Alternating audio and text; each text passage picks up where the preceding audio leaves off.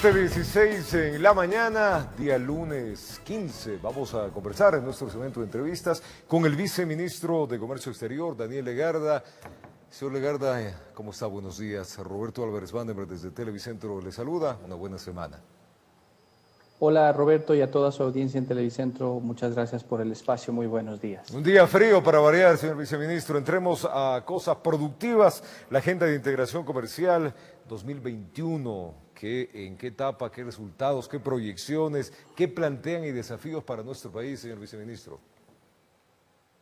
Gracias nuevamente, Roberto. Partamos por la base de que las exportaciones no petroleras, que tal vez es el indicador más importante dentro de los de comercio exterior, crecieron 10% en el año 2020, el año anterior. Estos son más o menos 1.300 millones de dólares adicionales de incremento de exportaciones no petroleras que se dieron. Es una excelente noticia dentro de un año tan complejo como el que hemos pasado y que además tuvo una recesión histórica para el mundo y también para el Ecuador, la más fuerte probablemente en toda su historia.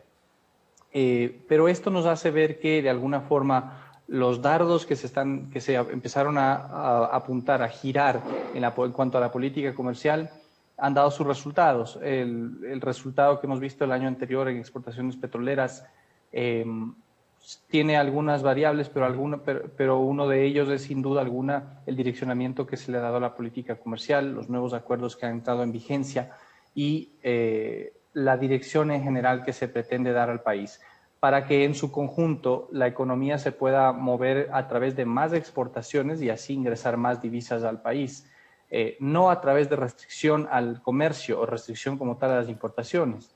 El aumento de las divisas en el país, el incremento en general de la riqueza se genera provocando que tengamos mucha más presencia de nuestros productos en el exterior, a través, por ejemplo, de acuerdos comerciales, no como la única herramienta, pero sí como una muy importante, y promoviendo casa adentro la competitividad y la mejora de los sectores productivos. Y hablando de eso, la competitividad, señor viceministro, ¿qué nos dejó el foro de competitividad? Hace unas semanas atrás se reunieron 34 países y evidentemente este año nos deja lecciones como que se incrementa el comercio, pero a través de las redes digitales, del internet, y se abren otras puertas para impulsar los productos del país.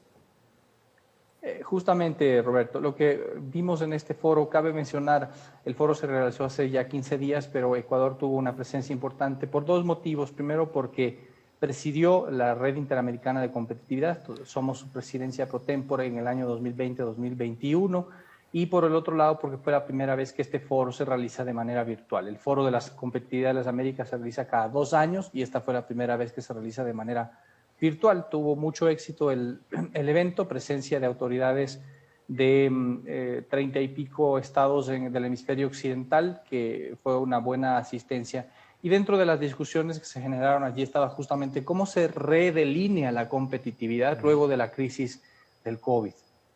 Y quedó claro que uno de los principales factores en que los países y las empresas, los sectores productivos deben hacer énfasis es en la transformación digital, la aceleración de esta transformación digital. Por un lado, las empresas, sabiendo que tienen que innovar en sus procesos, meterse de lleno al comercio electrónico, esto sin duda alguna, el consumidor está cambiando mucho en ese sentido, pero no solo desde el punto de vista del consumo, sino también de todos sus procesos y de la cadena, de cómo se integra también la proveeduría de insumos y productos que son a su vez intermedios para la producción, y a su vez la cadena final, la logística y cómo llegar al consumidor pensando en la transformación digital. Y por el lado de los gobiernos, en cómo también le facilitan la vida más al ciudadano y a las empresas digitalizando sus procesos, trayendo reducción de tiempos, eliminando los trámites que no se requieren y por supuesto que estos puedan hacerse en línea. Todos los países creo que han tenido una agenda en este sentido, algunos han avanzado más que otros, nosotros tenemos nuestros avances también. Y en lo que se refiere a comercio electrónico, tal vez que es lo que quisiera mencionar también, Roberto, ahora que estamos mencionando también aspecto de transición, es que hemos trabajado en una estrategia nacional de comercio electrónico que ya se ha venido ejecutando, pero para que pueda continuar, para que se pueda seguir, que esto sea política de Estado, al igual que lo es la política comercial, hemos establecido una estrategia nacional de comercio electrónico que ha sido dada a conocer y publicada la semana anterior. Esto con la finalidad de que se identifiquen claramente los pilares que han sido priorizados dentro de la estrategia de comercio electrónico. Hay entonces varios temas que quedan aquí para una transición de gobierno ordenada que debe continuar, porque lo que sí se necesita, independientemente de quién venga en la siguiente presidencia para nuestro país, es continuar con el fomento de las exportaciones a través de más acuerdos comerciales y más y mejores accesos para nuestros productos, pero también la digitalización y la transformación digital. Ahí, señor viceministro, hay 4 componentes. ¿Cuáles son esos componentes para ir impulsando el comercio electrónico? Son 4 efectivamente de la estrategia de comercio electrónico, Roberto. El primero de ellos trata sobre el marco regulatorio. Contrario, por ejemplo, al tema de bienes, en donde hay una regulación, incluso en algunos casos específica por sector, en el caso del comercio electrónico no hay una regulación específica. Hay poca y dispersa, pero se necesita en algunos casos una regulación mucho más fuerte. Por ejemplo, sobre la protección y el manejo de datos. Ese es uno de los ejemplos. Ese es entonces el primer componente de la estrategia de comercio electrónico. El segundo tiene que ver con el fortalecimiento de las capacidades, sobre todo de las MIPYMES. Estamos hablando de que la transformación digital aceleró los procesos digitales, pero aquí finalmente hay una brecha más importante que tienen las MIPYMES. Entonces, la política pública se enfoca mucho más sobre las MIPYMES. De hecho, ya se ha venido dando ahí alrededor de 80 talleres entre nacionales y con cooperación internacional que se han dado a las MIPYMES en el país desde que inició la pandemia, o sea, en el último año. Y hablo solo por el Ministerio de Producción, han habido muchos otros más. 80 talleres que se han generado para trasladar herramientas sobre el comercio electrónico y cómo entrarle de lleno al comercio electrónico, ¿no? Muchas empresas hacen por WhatsApp promoción, eso sin duda alguna es algo importante para poder dar un primer paso, pero no es una estrategia integral del comercio electrónico. Entonces, ahí hay eso segundo componente. En tercer lugar, tenemos también el ámbito de la logística, que es muy importante. Hablamos de una parte que siguen necesitando de físicamente de que se mejore. Es lo que se denomina la última milla, porque los procesos se pueden digitalizar. El proceso de entrega, podríamos decir. También, la forma en cómo llegan al consumidor. Correcto. El proceso de entrega y el proceso de recepción también de su proveeduría.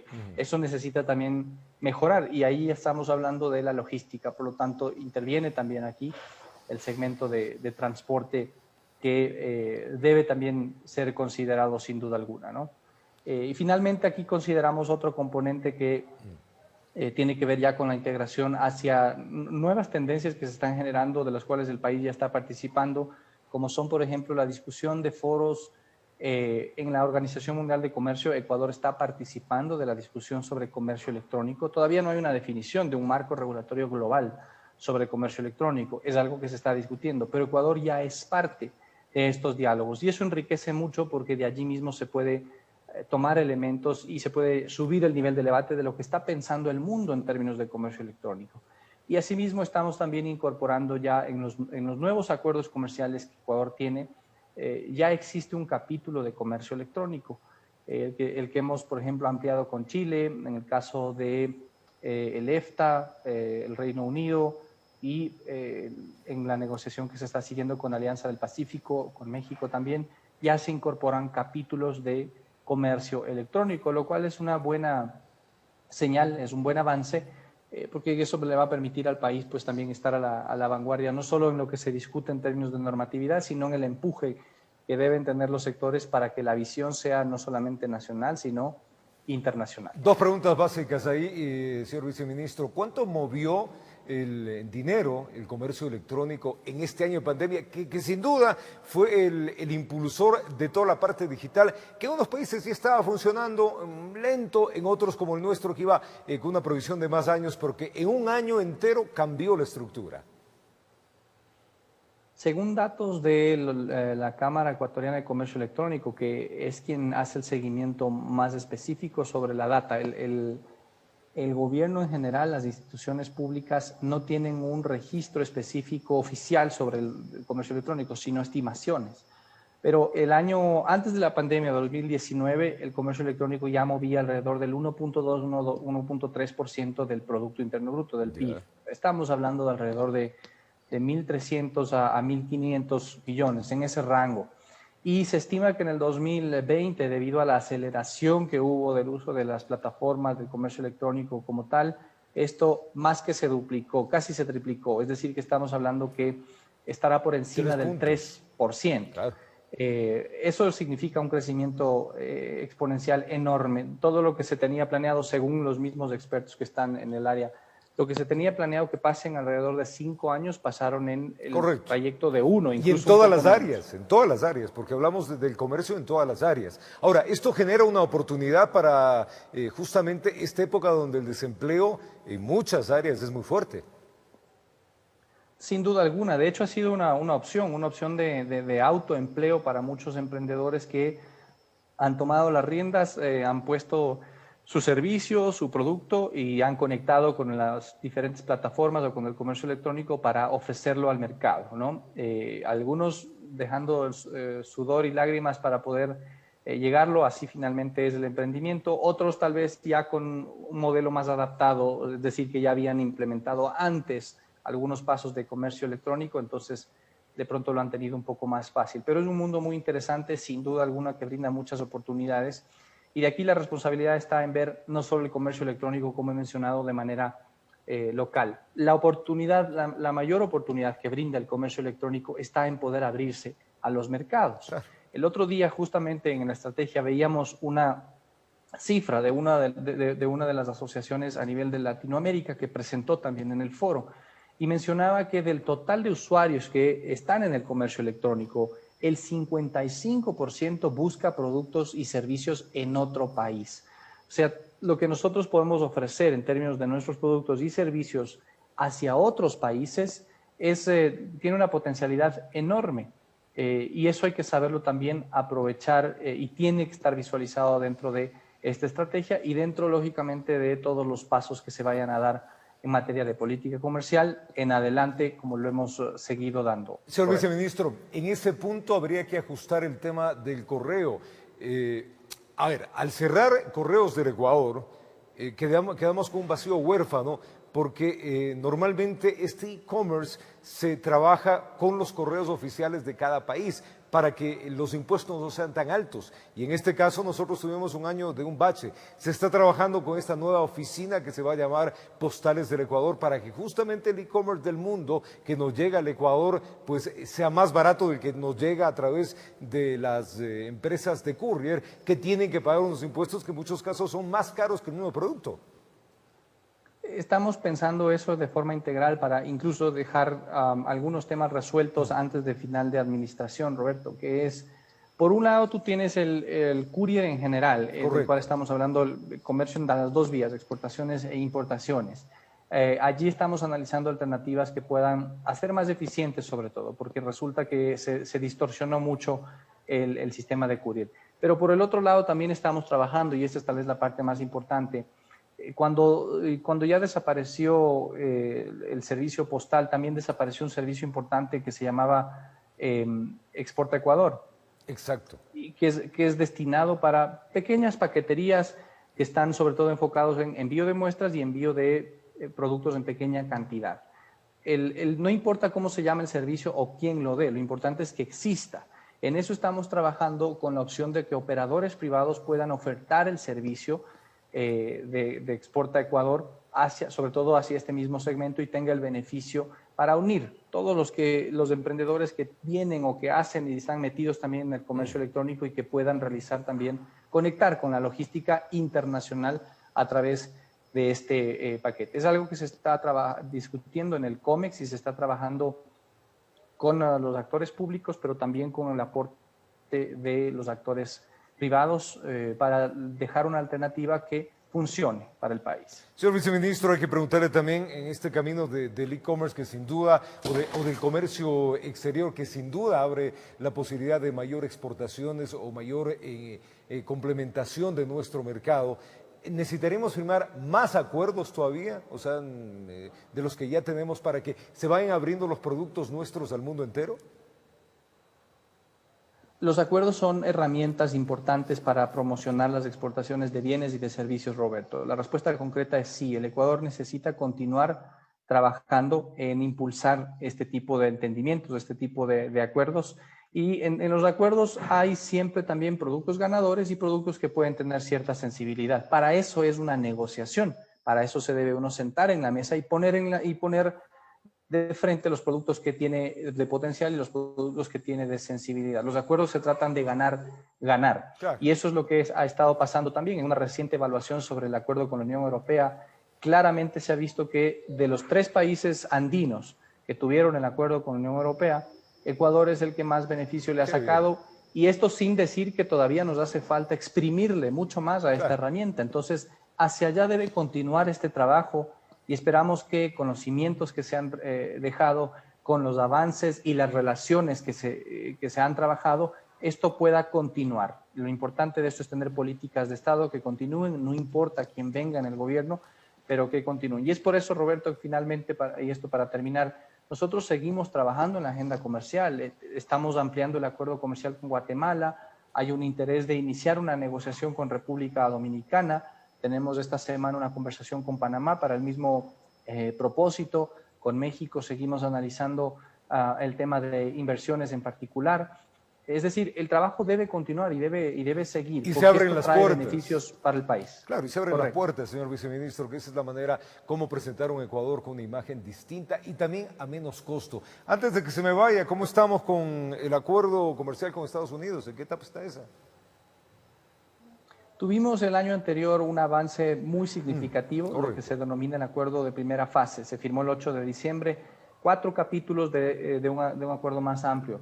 Para lograr ese acuerdo más amplio necesitamos la autorización, en el caso de Estados Unidos, la autorización del Congreso de ese país para que aperture formalmente una negociación con Ecuador. Esto será una tarea que ya le corresponde sin duda alguna a la siguiente administración, pero nosotros aquí, Roberto, vamos a dejar avanzando primero las relaciones. A ese lado es la pregunta. Sobre la mesa en los Estados Unidos. ¿A qué punto dejamos la relación avanzada?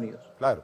Dejamos muy avanzado, definitivamente, para que esto tenga continuidad y el siguiente gobierno se pueda continuar, pueda seguir y se siente nuevamente en la mesa y en los intereses para profundizar ese acceso a mercado en Estados Unidos, que está entre nuestro primero y segundo socio comercial, perdón, el primer socio comercial y el primer y segundo destino de exportaciones no petroleras, varía según el año, pero es un mercado muy relevante al cual no podemos dejar de seguirle ese interés. Y es por ello mismo que le hago esta pregunta final. ¿Hay una proyección que dejan ustedes en una fecha tentativa para que se vaya cerrando este acuerdo comercial o está ahí en el limbo? La proyección de la fecha que hemos dejado como hito, inclusive para que, incluso dentro del programa de transición que se está preparando para el siguiente gobierno, es el de en este año tener la aprobación del Congreso de los Estados Unidos para iniciar una negociación. La negociación es incierta, puede tomar claro, de 6 meses a 2 años, dependiendo de si vemos un poco también contrastando con Colombia y Perú.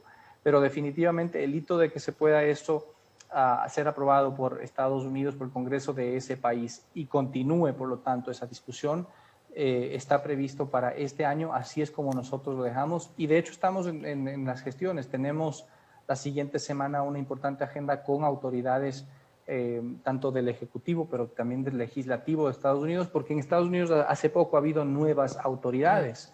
Y esas nuevas autoridades allá tienen también un proceso de nominación y de aceptación de nominación. Entonces, una vez que ya estén asentadas, nos corresponde el buscar también ese acercamiento y el dejar ese interés sobre la mesa, que es lo que responsablemente estamos haciendo.